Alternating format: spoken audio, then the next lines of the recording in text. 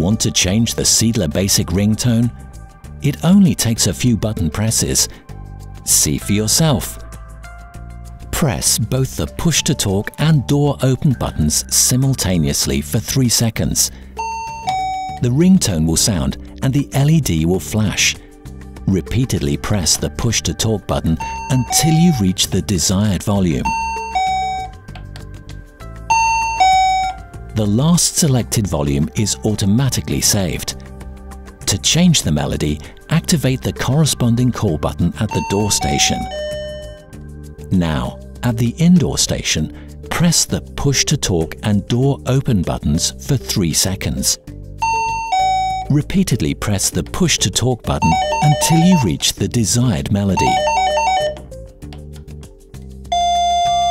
The last selected melody is automatically saved